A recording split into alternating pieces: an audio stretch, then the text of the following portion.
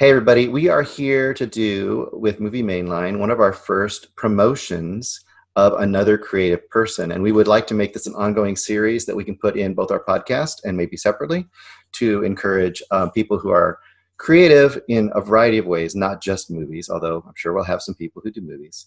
But it could be music, film, comedy, writing, whatever it might be. And today, Eric has suggested somebody he's known for quite a while, and that is Samantha Morgan. Thank you for joining us on this, Samantha. Happy to be here. Thanks for having me. Cool. So I guess right out of the gate, you tell us what creatively you are bringing into the world in a general sense, and then a little bit about how we can find that. Okay. So I am exploring the realm of stand-up comedy, and I'm also a writer. I write more in the vein of like blogging, really short stories. And I feel like writing and comedy actually go really hand in hand together. Mm-hmm. I'm semi-new to the comedy realm. Eric Holmes was one of the first people who encouraged me to do my very first open mic, and he went up before me and tried to bomb so that at least I would look good. But he actually did a really good job. We both did. So anyways, I've started taking my writing a lot more seriously. Since then, I guess, I started a blog, and it's woven in and out of different names and different titles, and it's finally landed with Samantha Morgan Words is my website now. And it's mostly just about my philosophies on life.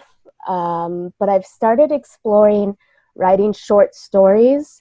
I kind of have this idea that I think adults need children's stories for adults. I feel like I just want to write quick, powerful things that get to the point, but geared for adults. Because sometimes I feel like we need simplistic things as well. Yeah. And I'll drop in, of course, in this. We'll have a link there as well, but we'll mention it again at the end. So you had suggested to me the story Signs of Life, right? Yes. And I did read it. It's very good. And I think that I'd seen Eric post it before, too. I think I'd seen him promoting it out there because I remembered the little icon that you had there, that little, it's like a little spaceman-y robot kind of thing. Yeah. Yeah. And it's very interesting. And it definitely, I mean, I don't want to go into kind of, there is a sort of a bit of a twist, I guess you get there. And it's pretty heavy compared to comedy, obviously. It's a lot about, well, there's a lot of trigger stuff you say in there about like, being depressed and suicide and loneliness and kind of the nature of the future of life on Earth. And there's a lot of stuff going on there, but it's done, like you said, in a very simple, almost like diary entries or journal entries, each one ending with how long the person screamed, how many push-ups, how many squats, going to sleep. So it gives, I think, a very simple structure. Right. And it's almost classic narrative structure you'd see in, like, even if you've ever read the original Bram Stoker's Dracula. It's all letters and journals. It's not a story just told. It's all letters and journals. So what were you thinking about when you wrote that? Like, what kind of inspired you for that? Okay, so what I've really liked exploring recently, instead of just writing like my philosophical thoughts or whatever, is actually taking all of those and putting them in the form of a story with a character, because it allows me to kind of explore my cynicism and my dark side without it directly being from me. I can kind of pose it from this other perspective, which I think makes it more easy to digest when it's in a story form. And it's kind of easier for me to work it out as I'm typing and as I'm going through it. So yeah. Cool. It's really good too. I hope you feel proud of it. That's a really great short story. Have you done many short stories, or it sounds like that's sort of a newer format for you? It's a newer thing I'm doing. I've done 2 more before that, but they're kind of spaced out over time. But yeah, I felt really compelled to write this one, and then I was like, maybe this isn't a good time to release it, but then I was like, no, I'm just going to. Sometimes that's the best time to release it, though. You know what I mean? Yeah, exactly. You never know. Because I mean, dealing with it when it actually is pertinent, sometimes it can be a little scarier, but also it can be a little more inspiring too for people because it's they're in it, you know. Totally. So before I say a couple things that I thought it reminded me or inspired, I wouldn't say reminded me of, but it gave me that essence of, because I don't want to influence your answer.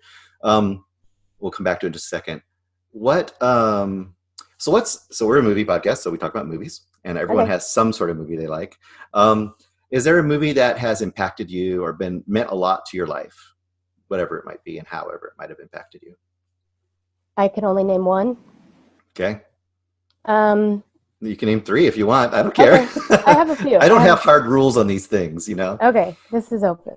Yeah. Forrest Gump is Hmm. actually one of my favorite movies. Fight Club was one of those pivotal movies for me. Clueless was actually one of those movies for me. Sure. And recently, the one I'll probably share about later is Midsummer. Oh, Was very good. We will yeah. talk about Midsummer. Okay, we'll do that in the other one.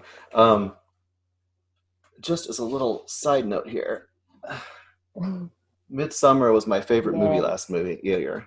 Yes, I see it. And my son and I made one of those bear in the cages because you couldn't get them from A24. That's so awesome.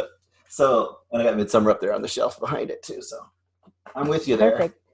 Yeah. Okay, before we get into that, so I'll just say, good choices. I like those. Yes. Um, so a couple things that I thought of when reading this story, and I don't know how much of it is in your brain floating around or how much it just kind of taps into that kind of that feel. Obviously, I thought of David Bowie's Space Oddity, you know, Nice. Major Tom. I thought Mhm. of Moon, which is a newer movie, if you've ever seen that. Mhm. Mhm. But then going some older movies, I thought of things like Harold and Maude. I don't know if you've ever seen Harold and Maude, but Harold and Maude, It's been so long, but I know what you're talking about. it's beautiful. It's not spacey at all, but it deals with some of the same journey that your character goes through. Yeah. And I thought of a movie you might probably never heard of called Silent Running, and it has a very young Bruce Dern, and the world has basically ended, and he's on this ship that's supposed to basically has all these kind of giant greenhouses on it, and he's supposed to travel through space and keep basically the plant life of the world alive, and he's just alone on there with three robots. And it's this very weird, solitary 70s sci-fi movie. That sounds awesome. I might have Yeah. actually seen a clip of that recently in something. Um, yeah, interesting. So, so let people know on the end of this little segment here, what is the place to go find this work for you? You can find me, well, first of all, on Instagram at slamantha.morgan. Mm-hmm. You can find me on Facebook as Samantha Morgan, and then my website is samanthamorganwords.com. All right. Well, thank you very much. Thank you for being our first guinea pig on this. And Yeah, hopefully people will go out there and look at what you're doing and listen to what you're doing. I Maybe hope go see so. you at a stand-up. Who knows if we ever Yeah, have those again. if we ever do. Yeah, All right. Thank you very much. thanks.